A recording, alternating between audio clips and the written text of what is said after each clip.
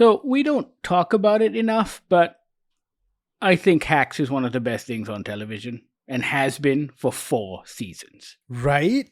Yeah.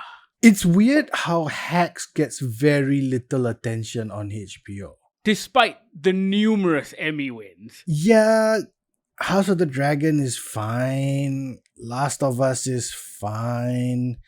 But Hacks, man. It's weird that every couple of years there's something fantastic that comes out that just goes completely unrecognized.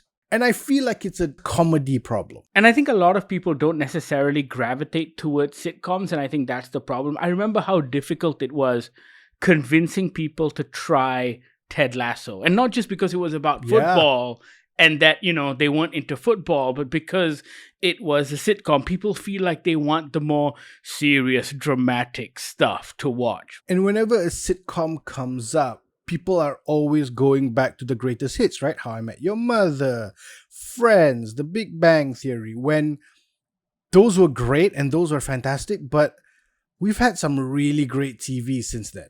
And Hacks is this incredible blend of drama and sitcom. It is very, very funny. Like, every episode has me laughing out loud. Also, the observations are so spot on. Like, there was a line in the first episode of season 4, which I think is one of the most incredibly well-observed things, but yet also an inside joke.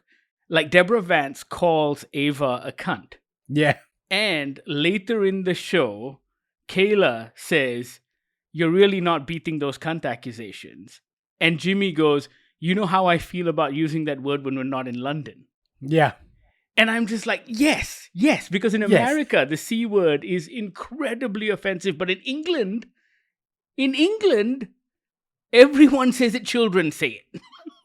In England, women say it. Exactly.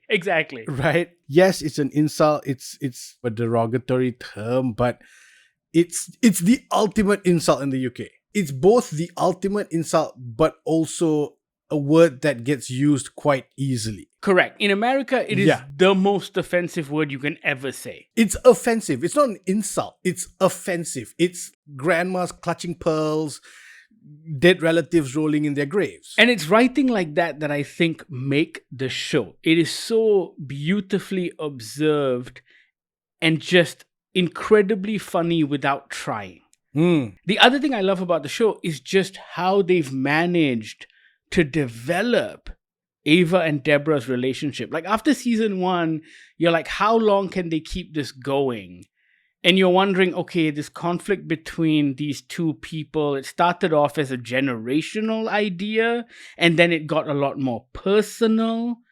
And then suddenly it became a frenemy thing in season 3. And then in season 4, it progresses into something completely different. And of course, the characters grow as well, right? Deborah started off having this permanent residency, if you will, in Vegas. And she is this not failed comedian, but failed late night host. Because she was a woman, she could never make it in late night because they kept hiring white men.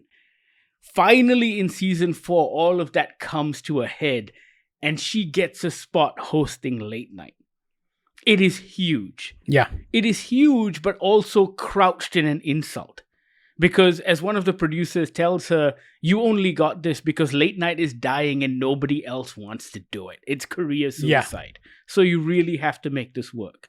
And so all of these elements come into play. Like, all of that conflict is laid out for a phenomenal season of television because you're hooked watching how these people pull it off. It is such great writing. It is clever and self-satirizing and just, so good lah. It's so good. But you know what it is as well? I'm obviously always on the side of Deborah. And this is the other great thing about the show. I think it's written in a way that depending on which generation you are, it's going to affect whose side you're on. And I'm curious if younger people connect to Ava, because I'm wearing the same goggles you are, Bahir. I'm just like, Come on, Ava, stop being such a millennial bitch. I'm almost always on the side of Deborah. But at the same time, it's never written just for me, right? Because Deborah and Ava are absolutely the two leads of the show. This isn't Deborah with Ava as a second support position, right? This is absolutely two women at the top of their game leading the show. And as a 40-year-old, I'm always on the side of Deborah, like you said. However, there are times when I'm sitting there going, Deborah, you have to see this from Ava's point of view. You are being an absolutely C-word right now. It's never punching down towards Ava. It's never an old person saying, oh, all young people are like this, they're useless and we cannot work with them. There is a real respect given to both sides of that age divide. Yes, there are times when Ava is absolutely acting ridiculously, but there's also a lot of times when Deborah is also being a real C-word. So nobody's the real winner here, and I love that. I love that there's respect and balance for both sides of the age group. The other thing I think the show does really well is balance the insider stuff and make it as broad as possible. Like, if you're like us and you've kind of grew up reading about and watching all of these nitty-gritty things about Hollywood and LA and how it works, sure, some of the jokes may hit a little harder. But at the same time, even if you have no knowledge of that, the comedy is broad enough that it doesn't get caught up in the insider baseball of it all. And this season is very inside baseball because it's all about the running of a late show. It's about writers' rooms. It's about the conflict that exists. It's about churning out a funny show every weekday forever and ever and ever, and the pressures that come with it. It's all there, but all of it serves as background for what is essentially this conflict between Deborah Vance and Ava Daniels. All of it is crouched in character, and I think that is important. It isn't just, hey, look at me, we're having fun. It's not just, hey, look at this young millennial and this old lady try and work together. There is an episode in this new season where they have a sit down after a particularly big blowout. They have a sit down after someone goes for a dip in the ocean. Right. And I thought that was beautiful. I thought the bearing of the soul from Deborah about how Ava's role is not just as a writer, is not just as a frenemy. She's more than that. She's all of that. It's the one time I think in the 4 seasons that Deborah accepts and admits that she could not have gotten to where she is now without Ava stepping in 3 years earlier. And I think that is a big deal. And I loved that. Also, what's great about these characters, and the both of them in particular, is that they're the same person, right? They're both self-centered and arrogant in their own way. And that's where the conflict occurs. Ava feels at times like she's suffering from imposter syndrome, but actually, no, she is still self-centered and arrogant, but she crouches that in a kind of imposter syndrome. Yeah. But she's actually pretty confident and knows she's good at what she does. I think what's interesting about this season in particular and how it delves into late night and how it works, and this idea that Ava made her niche with her comedy when late night needs to be as broad as possible. It's an interesting comment on how Stephen Colbert started off. Because when Stephen Colbert made the shift to the Late Show, Letterman was incredibly broad. And Colbert broke from what he usually does in an attempt to do that, and the ratings were terrible. It was only when Colbert got political again, which is something most late show hosts never used to do, because what Deborah says in this season is true. It's supposed to be for the housewives sitting at home late at night, giving them something to watch. It's supposed to be comedy for Democrats and Republicans. It's supposed to be bipartisan. But ever since Colbert went down that line, now every late show host in America is political. And because it's worked, right? It's because the country is so divided and it's no longer this broad-based comedy that's supposed to appeal to everyone. Well, everyone except Jimmy Fallon. Yeah, for the most part, he's not, but he tends to get a few more political jokes in the monologue these days. that was a real cheap shot at Jimmy Fallon, but he's essentially trying to do late night for the younger crowd, right? Yes. I think that's very much his game. With all his singing and dancing and karaoke stuff, I think it really is let's try and get the 21-year-olds and 19-year-olds, and okay, I'll slip in a political joke because it really bugs me. And you know what? I think for the most part, everyone's got their own niche carved out. And it's very interesting to get an insider look on how that works, especially from the point of view of a woman, because we've never seen that in real life before.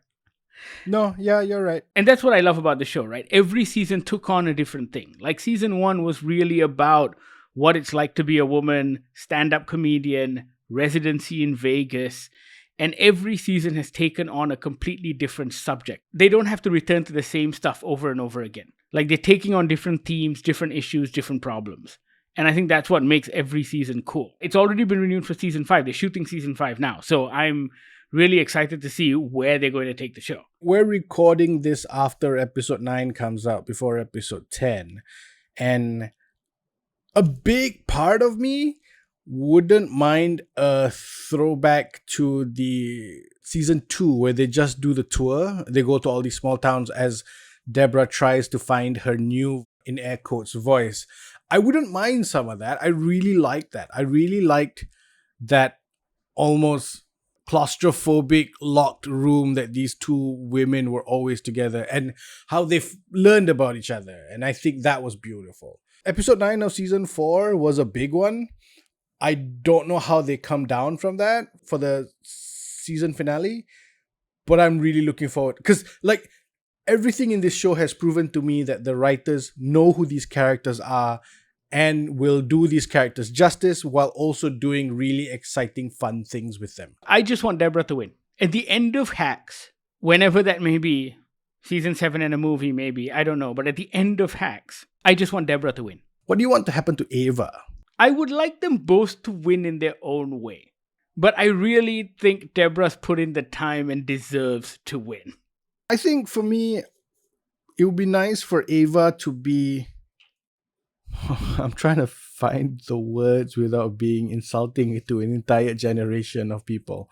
I'd like Ava to essentially grow up, to realize that her point of view and the way she thinks things should be done is not the end all and be all.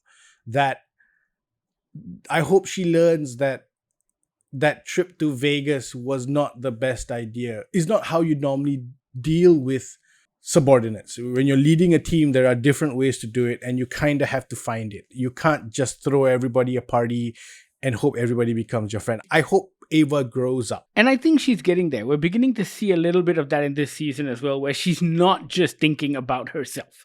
And so that evolution is happening. And it's the same with Deborah. You're seeing an evolution of her character. And I think that's pretty cool. Yeah. All we can say is we highly encourage all of you to go and watch Hacks. It is one of the best things on television, and I think it is seriously underwatched. I mean, it is watched a lot by people in America because it's getting all of these Emmy nominations and recognition. I just don't think it is watched enough by people over here.